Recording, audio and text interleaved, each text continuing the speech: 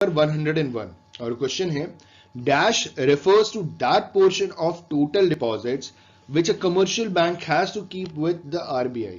ठीक है, इनमें से कौन सा डिपॉजिट वो डिपॉजिट होता है जो commercial bank reserve bank of India के पास जमा करके रखता है। ठीक है, वी हैव 4 ऑप्शंस। पहला ऑप्शन है CRR, that is cash reserve ratio. दूसरा ऑप्शन है SLR, स्टैट्यूटरी लिक्विडिटी रेशियो। तीसरा ऑप्शन है बैंक रेट और चौथा ऑप्शन है मार्जिन रिक्वायरमेंट। इस क्वेश्चन का सही आंसर होगा option A, cash reserve ratio. Cash reserve ratio वो रेशियो होता है जो एक कमर्शियल बैंक, जितना भी कमर्शियल बैंक के पास प्राइमरी डिपॉजिट आता है उसका कुछ portion reserve bank of India के पास ले जाकर के जमा कर देता है, उसे हम कैश रिजर्व रेशियो कहते हैं या CRR कहते हैं। इस क्वेश्चन का सही आंसर है ऑप्शन ए। अगर हम बात करें SLR की, तो SLR क्या है? Statutory liquidity ratio. ये वो पैसा होता है जो कोई भी कमर्शियल बैंक या सारे के सारे कमर्शियल बैंक्स अपने पास लिक्विड फॉर्म में रखते हैं। ठीक है, उसे हम स्टैट्यूटरी लिक्विडिटी रेशियो कहते हैं। तो इस क्वेश्चन का सही आंसर था ऑप्शन ए। अगला क्वेश्चन है हमारा क्वेश्चन नंबर 102 और क्वेश्चन है which is the central bank of India. इन चारों में से भारत का सेंट्रल बैंक कौन सा है? पहला ऑप्शन है SBI, state bank of India. दूसरा ऑप्शन है इंडियन बैंक। तीसरा ऑप्शन है नाबार्ड। चौथा ऑप्शन है रिजर्व बैंक ऑफ इंडिया। तो इस क्वेश्चन का सही आंसर है RBI, reserve bank of India. India का जो सेंट्रल बैंक है वो है reserve bank of India, option D. अगला क्वेश्चन है हमारा क्वेश्चन नंबर 103 और क्वेश्चन है which of the following is a commercial bank in India. हमारे पास 4 ऑप्शन है और सवाल पूछा जा रहा है कि इन चारों में से कौन सा कमर्शियल बैंक है इंडिया का। पहला ऑप्शन है SBI। देखिए, कमर्शियल का मतलब होता है प्रॉफिट मेकिंग। प्रॉफिट मेकिंग का मतलब ये होता है कि वो कंज्यूमर को लोन देगा और वहां से पैसे अर्न करेगा। बैंक बोला गया है तो यहां बैंक होना बहुत जरूरी है। तो कमर्शियल बैंक वो बैंक्स होते हैं जो जनरल पब्लिक का अकाउंट अपने पास रखते हैं, लोन देते हैं और वहां से पैसा अर्न करते हैं। ठीक है, बैंक के सारे फंक्शंस परफॉर्म करते हैं। बैंक के 3 बेसिक फंक्शंस होते हैं ना। Bank is a financial institution which accepts demand deposits, which grants loan and which perform fund transfer. ठीक है, फंड ट्रांसफर में भी बेसिकली 2 चीजें, RTGS और नेफ्ट। तो ये फंक्शन परफॉर्म करने वाले फाइनेंशियल इंस्टीट्यूशन को बैंक कहते हैं। कमर्शियल बैंक के बारे में पूछा जा रहा है तो इनमें से कौन सा कमर्शियल बैंक है? पहला ऑप्शन है SBI, दूसरा ऑप्शन है सिटी बैंक, तीसरा option ABN Amro bank. ABN Amro bank Dutch bank है। ठीक है, फॉरेन बैंक का एक पार्ट है। और option D is all of the above. इस क्वेश्चन का सही आंसर होगा option D, all of the above. ठीक है, ये जो ऊपर के तीनों बैंक्स हैं ना, तीनों के तीनों बैंक्स कमर्शियल बैंक हैं। इन तीनों बैंक्स में जनरल पब्लिक अपना बैंक अकाउंट खुलवा सकती है, अपने पैसे जमा कर सकती है, फंड ट्रांसफर कर सकती है, लोन ले सकती है, सब काम कर सकती है। तो इस क्वेश्चन का सही आंसर है option D, all of the above. अगला क्वेश्चन, क्वेश्चन नंबर 104 और क्वेश्चन है the initial membership of international monetary fund in the year 1947 was. जब इंटरनेशनल मॉनेटरी फंड की जब स्थापना हुई थी तो इनिशियल मेंबरशिप कितनी कंट्रीज थी? मैं आपको बता दूं, इंटरनेशनल मॉनेटरी फंड का जो इनिशियल मेंबरशिप में इंडिया का भी नाम था। इंडिया भी एक one of the founding member था इंटरनेशनल मॉनेटरी फंड का। ठीक है, तो सवाल में पूछा गया कितने कंट्रीज थे initial members. We have 4 options. पहला ऑप्शन 31 मेंबर्स, दूसरा ऑप्शन 51 मेंबर्स, तीसरा ऑप्शन 91 मेंबर्स, चौथा ऑप्शन 101 मेंबर्स। तो इस क्वेश्चन का सही आंसर है option A, 31 members. International monetary fund जब 1947 में जब स्टैब्लिश हुआ था तो उसके जो शुरुआती मेंबर्स थे वो 31 मेंबर्स थे। अगला क्वेश्चन है क्वेश्चन नंबर 105 और क्वेश्चन है macro economics is a study of. Macro economics इनमें से किस चीज की स्टडी है? क्या चीज पढ़ते हैं मैक्रो इकोनॉमिक्स में? We have 4 options. पहला ऑप्शन इन्फ्लेशन, दूसरा ऑप्शन अनएम्प्लॉयमेंट, तीसरा ऑप्शन ग्रोथ, चौथा option all of the above. तो इस क्वेश्चन का सही आंसर है हम इन्फ्लेशन भी पढ़ते हैं, अनएम्प्लॉयमेंट भी पढ़ते हैं, हम ग्रोथ भी पढ़ते हैं। इस क्वेश्चन का सही आंसर है option D, all of the above. Macro economics में हम ये सारी चीजें पढ़ते हैं। अगला क्वेश्चन, क्वेश्चन नंबर 106 और क्वेश्चन है net factor income from abroad is equal to. जो net factor income from abroad है किसके बराबर है?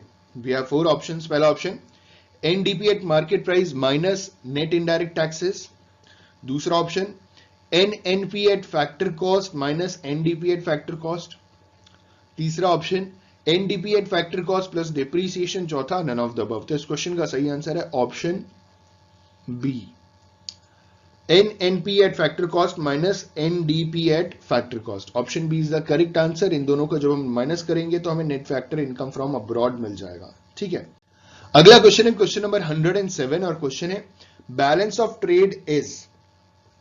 बैलेंस ऑफ ट्रेड क्या होता है? वे हैव 4 ऑप्शंस। पहला ऑप्शन है difference between current and capital account, दूसरा है difference between export and import of goods, तीसरा ऑप्शन है हमारा difference between export and imports of goods and services, और चौथा ऑप्शन है बैलेंस ऑफ करंट अकाउंट। तो इस क्वेश्चन का सही आंसर है option B, difference between export and imports of goods. ठीक है, option B is the correct answer. जब एक्सपोर्ट और इंपोर्ट ऑफ गुड्स को जब हम डिडक्ट कर देंगे तो हमें बैलेंस ऑफ ट्रेड पता चल जाएगा। तो क्वेश्चन नंबर 107 का सही आंसर है option B, balance of trade is the difference between export and imports of goods. अगला question, question number 108, which of the following is not included in computation of GDP. इन चारों में से क्या चीज हम इंक्लूड नहीं करते जीडीपी को कैलकुलेट करने के लिए? We have 4 options. पहला ऑप्शन है हमारा spending on guns and tanks, दूसरा option purchase of pizza by a family, तीसरा option services of a teacher, और चौथा option price paid for a stolen car. तो इस क्वेश्चन का सही आंसर है option D, price paid for a stolen car को हम इंक्लूड नहीं करेंगे जीडीपी के कंप्यूटेशन में। ठीक है, अगला क्वेश्चन, क्वेश्चन नंबर 109 और क्वेश्चन है in the terms of capacity of power generation the highest capacity is of. India में जो पावर जनरेशन होता है ना, पावर जनरेशन मतलब इलेक्ट्रिसिटी जनरेशन, जो बिजली आती है हमारे घर में, ये जो पावर एनर्जी जो जनरेट किया जाता है उसमें हाईएस्ट कैपेसिटी, सबसे ज्यादा कैपेसिटी किसकी है? किस सोर्स से, किस मेथड से हमें सबसे ज्यादा इलेक्ट्रिसिटी जनरेट करके मिलती है हमारे देश में? We have 4 option. सबसे पहला थर्मल। थर्मल का मतलब होता है गर्मी से, कोयले को जला करके गर्मी पैदा की जाती है, उसमें से इलेक्ट्रिसिटी जनरेट करते हैं। दूसरा हाइडल, हाइडल इज हाइड्रो, पानी से, ठीक है, डैम के थ्रू। तीसरा है nuclear. Nuclear power plants India में हैं लेकिन उस हिसाब से काम नहीं करते। 12 हैं न्यूक्लियर पावर प्लांट इंडिया में, ज्यादातर बंद पड़े हुए हैं। और ऑप्शन डी इज अदर्स। तो इस क्वेश्चन का सही है, अदर्स में आ सकता है विंड, और भी बहुत सारे सोर्सेस होते हैं। इस क्वेश्चन का सही आंसर है ऑप्शन ए, थर्मल। इंडिया में जो इलेक्ट्रिसिटी सबसे ज्यादा जो जनरेट की जाती है वो थर्मल पावर प्लांट से जनरेट की जाती है, जहां पे बेसिकली कोयले को जला करके, कोल को बर्न करके हीट एनर्जी प्रोड्यूस की जाती है और उस हीट एनर्जी को कन्वर्ट किया जाता है इलेक्ट्रिकल एनर्जी में। तो option A is the correct answer for the given question. अगला क्वेश्चन है क्वेश्चन नंबर 110 और क्वेश्चन है on which of the following income tax is not imposed in India. इनमें से किस चीज के ऊपर भारत के अंदर इनकम टैक्स इंपोज नहीं किया जाता? We have 4 options. पहला ऑप्शन है इनकम फ्रॉम सैलरी, दूसरा option income from house hold property, तीसरा option interest on fixed deposits, चौथा option none of the above. तो इस क्वेश्चन का सही आंसर है option D, none of the above. मतलब इंडिया में इन तीनों चीजों के ऊपर इनकम टैक्स इंपोज किया जाता है। मतलब अगर आपने सैलरी, जो आपको सैलरी मिला उस पर इनकम टैक्स इंपोज किया जाएगा अगर वो इनकम टैक्स स्लैब के कैटेगरी के अंदर आ जाता है। ठीक है, income from house hold property, house hold property से भी अगर आपकी इनकम जनरेट हो रही है, बहुत सारे लोगों ने लॉजेस बना रखे हैं और बहुत अच्छा खासा rent they are earning. Buildings, commercial buildings बना करके रेंट पे दे देते हैं, वहां से वो अर्न करते हैं और अच्छा खासा पैसा अर्न करते हैं, तो वो भी इनकम टैक्स की कैटेगरी में आता है। तीसरा ऑप्शन कह रहे हैं इंटरेस्ट ऑन फिक्स्ड डिपॉजिट्स। अगर आपने बैंक में एफडी करा रखी है, फिक्स्ड डिपॉजिट्स करा रखा है और वहां से आपका इनकम जनरेट हो रहा है तो उसके ऊपर भी आपको टैक्स भरना पड़ेगा। तो इस क्वेश्चन का सही आंसर है option D, none of the above. अगला क्वेश्चन है क्वेश्चन नंबर 111 और क्वेश्चन है पीपीएफ स्टैंड्स फॉर। जो पीपीएफ है ना, इसका फुल फॉर्म बता दीजिए। चलिए, वी हैव 4 ऑप्शंस। पहला ऑप्शन प्राइवेट प्रोविडेंट फंड, दूसरा ऑप्शन पर्सनल प्रोविडेंट फंड, तीसरा ऑप्शन पब्लिक प्रोविडेंट फंड और चौथा ऑप्शन पब्लिक प्रेसिडेंसी फंड। तो इस क्वेश्चन का सही आंसर है option C, public provident fund होता है। पीपीएफ का फुल फॉर्म होता है पब्लिक प्रोविडेंट फंड। ठीक है, अगला क्वेश्चन, क्वेश्चन नंबर 112 और क्वेश्चन है income tax was introduced first time in India in the year 1860। Bharat ने पहली बार इनकम टैक्स जो इंट्रोड्यूस हुआ था वो 1860 में इंट्रोड्यूस हुआ था एंड देन डिसकंटिन्यूड इन 1873 और वो 1873 में डिसकंटिन्यूड हो गया, ठीक है। इट वॉज री इंट्रोड्यूस्ड इन द ईयर, और वो वापस में किस साल री इंट्रोड्यूस हुआ था? We have 4 options. पहला ऑप्शन है हमारा 1885, दूसरा ऑप्शन 1886, तीसरा ऑप्शन 1887 और चौथा ऑप्शन 1890। इस क्वेश्चन का सही आंसर है ऑप्शन बी, 1886 में इंडिया में इनकम टैक्स फिर से री इंट्रोड्यूस किया गया था।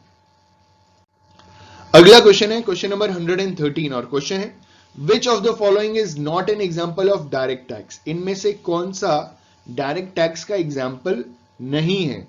We have 4 options. पहला ऑप्शन है वैट, दूसरा ऑप्शन वेल्थ टैक्स, तीसरा ऑप्शन कॉर्पोरेट टैक्स, चौथा ऑप्शन इनकम टैक्स। इस क्वेश्चन का सही आंसर है option A, V A T, VAT. VAT is not an example of direct tax. VAT का फुल फॉर्म होता है वैल्यू एडेड टैक्स और ये इनडायरेक्ट टैक्स की कैटेगरी में आता है। डायरेक्ट टैक्स का मतलब होता है कि जो भी आपने अर्निंग की है उसको आपको, जो भी उसके ऊपर जो भी टैक्स बनता है वो आपको खुद से जमा करना होगा, उसका बर्डन आप किसी और के ऊपर शिफ्ट नहीं कर सकते। इनडायरेक्ट टैक्सेस में आप बर्डन शिफ्ट कर सकते हो अल्टीमेट कंज्यूमर या कस्टमर के ऊपर, लेकिन डायरेक्ट टैक्सेस तो इनकम टैक्स होता है और वैट इनकम टैक्स की कैटेगरी, वैट इनकम की कैटेगरी में नहीं आता। बाकी वेल्थ टैक्स आता है, कॉर्पोरेट टैक्स आता है और इनकम टैक्स आता है। तो इस हिसाब से इस क्वेश्चन का सही ऑप्शन है ऑप्शन ए, वैट। अगला क्वेश्चन है क्वेश्चन नंबर 114 और क्वेश्चन है एक्साइज ड्यूटीज इम्पोज्ड ऑन। इनमें से किसके ऊपर एक्साइज ड्यूटी इंपोज की जाती है? ठीक है, वी हैव 4 ऑप्शंस। पहला ऑप्शन है गुड्स इंपोर्टेड इन इंडिया, दूसरा option goods sold in India, तीसरा option goods manufactured in India और चौथा option goods exported from India. तो इस क्वेश्चन का सही आंसर है option C, goods manufactured in India. ठीक है, एक्साइज ड्यूटी किस पे इंपोज की जाती है? उन गुड्स के ऊपर जो इंडिया के अंदर बनते हैं, बनाए जाते हैं। ठीक है, अगला क्वेश्चन है हमारा क्वेश्चन नंबर 115 और क्वेश्चन है which of the following is correct? इनमें से कौन सा सही है? पहला ऑप्शन है हमारा expenditure on financial assets which are produced and owned within the country is included in national expenditure. दूसरा ऑप्शन है हमारा expenditure on financial assets of foreign countries is included in national expenditure. तीसरा goods produced in preceding years are also included in national income. None of the above. तो इस question का सही answer है option B. अब ये क्या है जरा समझिएगा कि expenditure on financial assets of foreign countries is included in national expenditure. हमारे देश के नेशनल एक्सपेंडिचर में हम उस एक्सपेंडिचर को इंक्लूड करते हैं जो फॉरेन कंट्रीज के फाइनेंशियल असेट्स के ऊपर होता है। ठीक है, expenditures on financial assets of foreign countries is included in national expenditure. ठीक है, option B is the correct answer for the given question. अगला क्वेश्चन है हमारा क्वेश्चन नंबर 116 और क्वेश्चन है which of the following is included in national income. इनमें से किसको हम नेशनल इनकम में इंक्लूड करते हैं? ठीक है, वी हैव 4 ऑप्शंस। पहला ऑप्शन है स्कॉलरशिप, दूसरा ऑप्शन ओल्ड एज पेंशन, तीसरा ऑप्शन अनएम्प्लॉयमेंट अलाउंस जिसे हम बेरोजगारी भत्ता कहते हैं और option D none of the above. तो इस क्वेश्चन का सही आंसर है option D none of the above. National income में हम इन तीनों चीजों को इंक्लूड नहीं करते हैं। ठीक है, ना स्कॉलरशिप इंक्लूड करेंगे, ना ही ओल्ड एज पेंशन इंक्लूड करेंगे, ना अनएम्प्लॉयमेंट अलाउंस इंक्लूड करेंगे। ठीक है, तो इस क्वेश्चन का सही आंसर है option D none of the above. अगला क्वेश्चन है हमारा क्वेश्चन नंबर 117 और क्वेश्चन में हमें एक टेबल दिया हुआ है और टेबल में बोला गया है hours of labour, total output और marginal product. Hours of labour में कहा गया है कि अगर आप कुछ भी काम नहीं करोगे तो कुछ भी टोटल आउटपुट नहीं होगा, कुछ भी मार्जिनल प्रोडक्ट नहीं होगा। लेकिन अगर कोई लेबर 1 घंटे काम करता है तो टोटल आउटपुट 200 यूनिट्स होता है, मार्जिनल प्रोडक्ट 200 यूनिट्स होता है।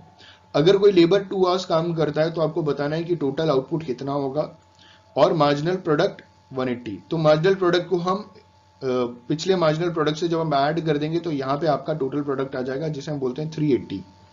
ये कितना हो जाएगा? 380। बहुत सिंपल है, कैलकुलेट कर लिया, इन दोनों को टोटल कर दीजिएगा तो आपको ये टोटल आउटपुट पता चल जाएगा, ठीक है। और ये 380 हो गया और मार्जिनल प्रोडक्ट था 180। अगला है hours of labour, that is third one.